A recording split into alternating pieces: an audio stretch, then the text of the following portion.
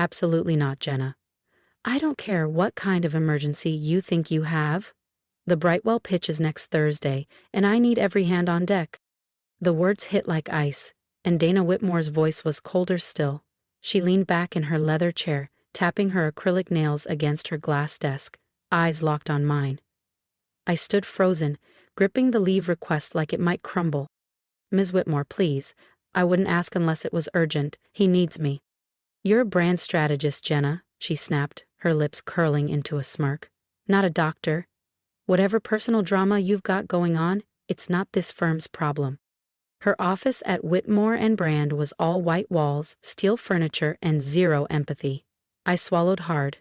This isn't drama. My uncle's in hospice, stage 4.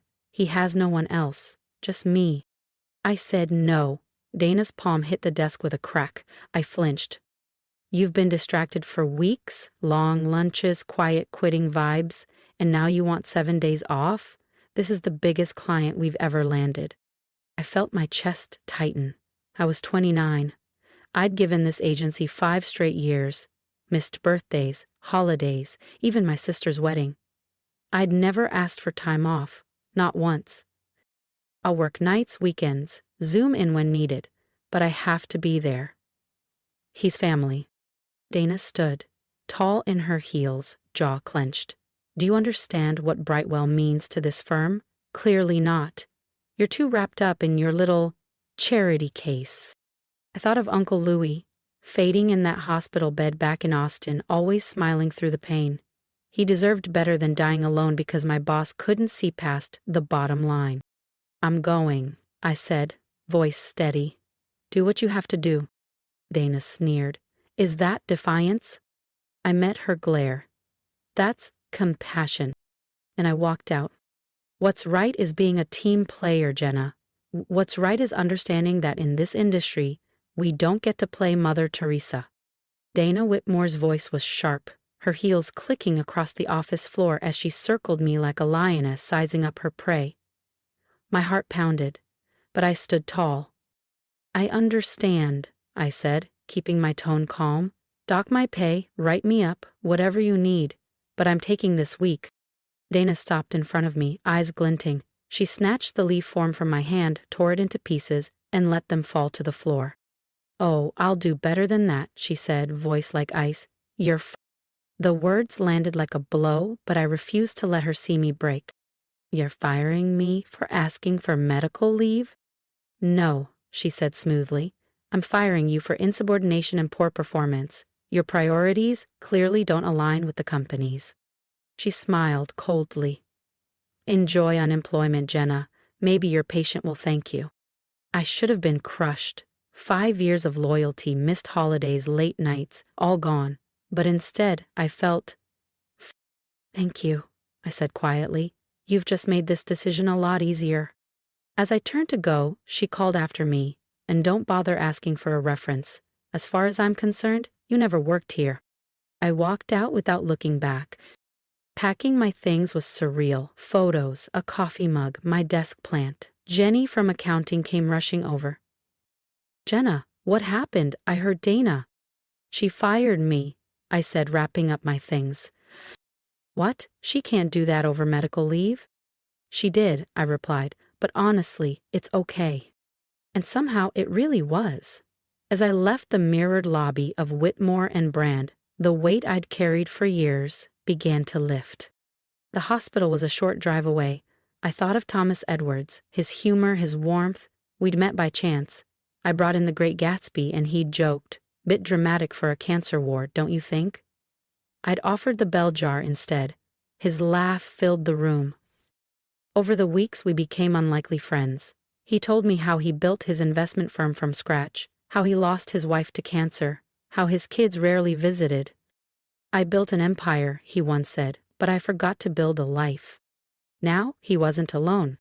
I parked and carried my box inside. Thomas was awake, and when he saw me, his face lit up. Jenna, what are you doing here? Shouldn't you be conquering corporate America? Change of plans, I said, sitting beside him. Looks like I have more time now. His smile faded. What happened? I got fired, I said, for asking to be here. Jenna, you shouldn't have done that. Not for me. Don't say that, I interrupted gently. You matter. Everyone deserves someone during times like this. I managed a smile. Besides, that job was slowly killing me. He chuckled. When you put it like that. Then his face grew serious. What now? I shrugged. I'll figure it out. Right now, let's focus on getting you comfortable. The nurse said you skipped your meds. They make me groggy. I like being sharp when you're here. And I like seeing you pain-free, I said, pressing the call button. Because some things are worth more than a paycheck. Let's compromise, I said gently. Take the medication, and I'll read until you fall asleep. I brought a new book. Thomas raised an eyebrow. Please tell me it's not the bell jar again. We both laughed. For a moment, the weight of everything, my lost job, his illness, the uncertainty of what came next, melted into something lighter. The nurse came in with his meds, and I pulled out a well-loved copy of To Kill a Mockingbird. As I read, I watched the lines on his face soften, the tension ease as the medication took hold. I couldn't help thinking, maybe Dana thought she'd punish me, but she'd given me something far more valuable, the freedom to be where I was meant to be. And I had no idea this was just the beginning. The following days settled into a quiet rhythm. I arrived early each morning, armed with books, puzzles, and the world's worst jokes, which Thomas pretended to hate but always laughed at. We talked for hours about his early business failures, my dream of starting a boutique marketing consultancy, and his late wife, Margaret. He told stories about his first startup, a computer repair shop in the 80s that flopped spectacularly but taught him the kind of lessons no MBA could. He spoke of Margaret's love for art, how her influence shaped his early investments in digital media and creative tech. Between tracking medication schedules and chatting with nurses, I learned more about the man behind the empire. One afternoon, sunlight stretched across the room as we worked on a crossword. Then Thomas looked at me with surprising seriousness. Why did you really leave your job for me, Jenna? I looked up. I told you. You told me what I wanted to hear. But I want the truth. I set the newspaper aside, taking a breath. Do you remember your first week here, when I was reading to everyone on the floor? He nodded slowly. There were 17 patients. 15 had family. 1 had friends. You were the only one alone. His eyes didn't leave mine. I asked the nurse, and she said you'd been here 3 weeks without a visitor. That broke my heart. Ah, he said softly. So it was pity. No, I said firmly. Recognition. I looked at him. I've always been that person, chasing goals, deadlines, never slowing down long enough to build a real life. When I saw you, I saw what could happen to me if I didn't change. That's not pity, Thomas. That's understanding. He was quiet, his expression unreadable. Then he smiled. Eyes glassy but full of something deeper. You're too young to be that wise. And you're too important to be alone, I replied. He chuckled. Important? I'm just an old man with too much money and too many regrets. An old man, I said, who helped shape the ethical investing landscape, created thousands of jobs, and changed lives. Yeah, I Googled you. Google, he said, amused. LinkedIn, I smirked. Your profile needs work. We both laughed, the heaviness between us easing, but something had shifted, a deeper understanding of the loneliness we'd both felt, and the connection we'd found. That night, after the nurses dimmed the lights and the hallway quieted, Thomas looked at me. I need you to do something for me. Anything, I said. In my briefcase, the one my assistant dropped off last month. There's a letter. I need you to deliver it. I opened the closet, pulled out the briefcase, and found the envelope. The name on it stopped me cold. Dana Whitmore, CEO, Whitmore & Brand. I turned slowly. You knew? Thomas nodded. Since the day I saw your company badge. I've followed Whitmore & Brand for years. My firm is a silent partner. My heart raced. Why didn't you say anything? Because I wanted to get to know you. Not Jenna the employee, Jenna the human being. I stared at the envelope. What's in it? He looked at me clear-eyed. The truth. About business. About values. about what leadership really means. When should I deliver it? Tomorrow, he said. And I knew it would change everything. I think it's time Dana Whitmore learned a few things about the real cost of success. As I left the hospital that night, Thomas's letter tucked safely in my bag, I couldn't help but wonder what tomorrow would bring. Dana had tried to break me, thinking she held all the cards, but sometimes life has a quiet way of setting the scales right. Not through revenge or drama, but through truth and consequences. What she didn't know was that her world was about to shift, and I'd have a front row seat. The next morning, I stood in front of Whitmore and Brand's sleek downtown Austin office, Thomas's letter in hand. The security guard at the front desk, Rick, who used to greet me every morning with a smile, now looked uncomfortable.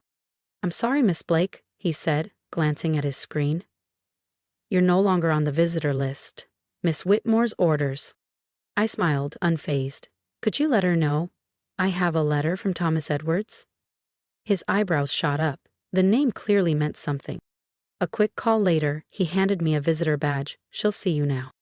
The elevator to the 18th floor felt strange. Just a week ago, I was racing up here balancing cold brews and pitch decks.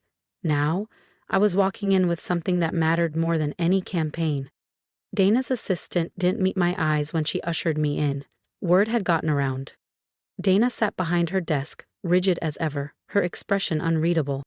"Jenna," she said coolly, "I assume this isn't some misguided attempt to get your job back." I calmly placed the envelope on her desk. "No, this is a delivery from Thomas Edwards." Her hand hovered over the letter, fingers suddenly twitchy. "The Thomas Edwards? As in, the investor?" I nodded, sitting down without asking. Her lips pressed together at the breach of etiquette, but she didn't protest. "He asked me to deliver it personally." Dana tore open the envelope, scanning the contents. Her face shifted, first confusion, then disbelief, and finally full-blown panic. This can't be right," she muttered. "What's wrong?" I asked calmly. "Not the memo you were expecting?" "He's pulling out, all of it, effective immediately." She shuffled the pages like they might suddenly rewrite themselves. "The Brightwell deal, the expansion, they're all backed by his firm. This will ruin us." "I know," I said softly. Her eyes snapped up. "You knew? When was I supposed to tell you, Dana? While you were firing me for taking care of a dying man? Or while you were threatening to blacklist me?" Dana stood abruptly, pacing behind her desk. "We can fix this. You have to help me fix this. Just talk to him. Explain it was a misunderstanding." "A misunderstanding?" I repeated, voice firm. "You humiliated me. You mocked me for showing compassion. That wasn't a misunderstanding. That was who you are." Dana stopped pacing. "Please," she said, and this time it wasn't icy. It was real, desperate. "I'll reinstate you, promotion, raise, name it. Just help me fix this." I thought of Thomas, of the employees like Jenny who cried in the bathroom after Dana's public lashings, of Mark who missed his daughter's recital because Dana moved a deadline for no reason. This wasn't just about me anymore. "I don't want my job back," I said, "but I will tell you what Thomas told me to say." She leaned forward, clinging to hope. "He said, you have a choice. You can keep the investment, your position, everything, but only if you agree to changes." "What changes?" I pulled out a second envelope, this one containing a typed agreement from Thomas. "Restructure management, implement actual work-life balance, enforce fair medical leave, quarterly employee satisfaction reviews, with consequences." Dana blinked. "And one more thing," I added. "I'll be returning.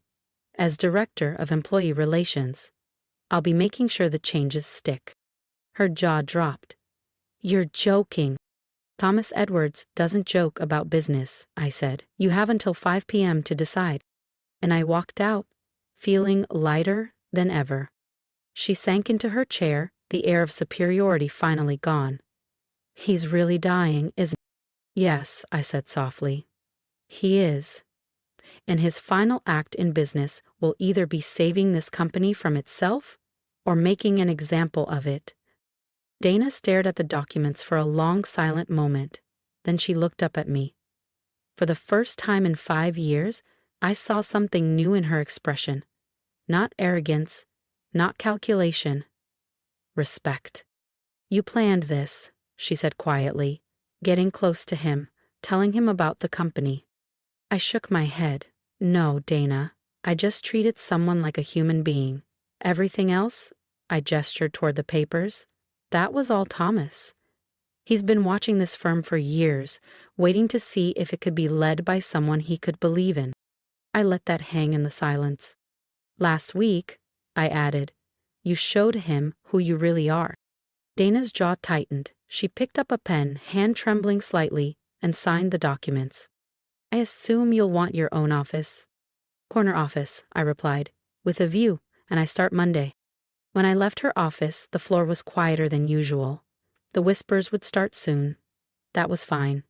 For now, I savored the silence. That afternoon I returned to the hospital. Thomas was asleep, his breathing shallow but steady. I sat beside him, gently taking his hand. It's done, I whispered. She signed everything. His eyes fluttered open and a small smile crossed his face. Didn't doubt it. Dana Whitmore's ruthless, but she's not stupid. Thank you, I said, squeezing his hand. For trusting me. No, Jenna, thank you. You reminded me that even at the end we still have the power to do something that matters, to leave something better than we found it. In the days that followed, I split my time between the hospital and the office, rolling out the new policies. Dana, to her credit, threw herself into the changes with the same intensity she'd once used to micromanage her team. Whether she was protecting her reputation or trying to grow, I wasn't sure. But either way, things were changing. Thomas held on long enough to see the results from our first employee satisfaction survey. I read him the responses, overwhelmingly positive. He smiled. Told you, he whispered. Sometimes the best investments are in people. 3 days later he passed peacefully, holding my hand as I read The Great Gatsby. His final joke had been about my taste in inappropriately morbid hospital reading. At his memorial, I was shocked by the crowd. Not just executives and board members, but scholarship recipients, small business owners, artists and nonprofit workers, people whose lives Thomas had touched quietly without headlines or press releases. Dana was there too, standing quietly in the back, for once not needing to be seen. A month later, I sat in my new corner office, reviewing proposals for our employee wellness fund. Ginny from accounting peeked in, eyes wide. You'll never believe this, she grinned. Dana just approved all the flexible schedule requests, and she smiled, like a real one. I laughed, glancing at the framed photo of Thomas on my desk. People can surprise you, I said, especially when someone shows them a better way. As I looked out over the Austin skyline, I thought about how full circle everything had come. Dana had fired me for being too soft, for choosing people over deadlines, but it was that same compassion that had brought me to Tomas and helped transform an entire company. Marshall & Brand wasn't perfect, change never is, but it was real, the kind of change that ripples outward. Productivity was up, people were smiling, and Dana, she still had sharp edges, but they didn't cut as deep. 1 year to the day after Thomas passed, I received a package from his estate. Inside was a letter, written in shaky handwriting. Dear Jenna, if you're reading this, it's been a year since we met. I hope you've seen what I always saw in you. A leader, not because of power, but because of empathy. The world needs more like you. Keep going. Industry's approach to human capital. That's why I've left you something else. Voting shares in my investment firm. Use them wisely. Look for companies like Whitmore and Brand, businesses with potential, stifled by poor leadership. Change them. You once told me you gave up your job because you saw something in me. Well, I see something in you too. The future of ethical business. Make me proud. With gratitude and faith. Thomas. I sat motionless for a while, Thomas's letter in my lap, the city bathed in golden light outside my office window. In my inbox, messages from companies across the country asking how we did it. On my desk, reports showing not only record profits, but employee satisfaction scores we'd once thought impossible. A knock at the door. Dana, holding 2 coffees. Our weekly ritual now. Good news, she said, handing me a cup. Brightwell just renewed their contract. Because of the new culture initiatives? I asked with a smile. She nodded, then paused. You know, I never properly thanked you. Or Thomas. You could have burned this place down. Instead, you saved it. Saved me, if I'm honest. Thank him, I said. He believed in second chances. Dana smiled. Third and fourth, too, I should know. When she left, I glanced again at Thomas's letter. Make me proud, he'd written. I think he already was, of all of us, of what we'd built. Tomorrow, I'd start looking outward, at new companies to invest in, new leaders to mentor. But tonight, I sat in my corner office, sipping coffee, watching Austin light up beneath a darkening sky, grateful for the unexpected path that had led me here. The next morning, Rick greeted me with a grin. Good morning, Ms. Blake. Making lives better today? Every day, I said. That's what good investments do. If my story resonated with you, I'd love to hear your thoughts. Leave a comment, share what you would have done in my shoes, or just say hi. I read every one. Your support reminds me that choosing empathy over ego is never wasted. If you've ever been overlooked, underestimated, or told your kindness was weakness, know this: you are not alone. Keep showing up. Keep choosing what's right, even when it costs you. The return on that investment? It's bigger than profit. It's purpose. And if you're standing at a crossroads like I was, let this be your sign. Compassion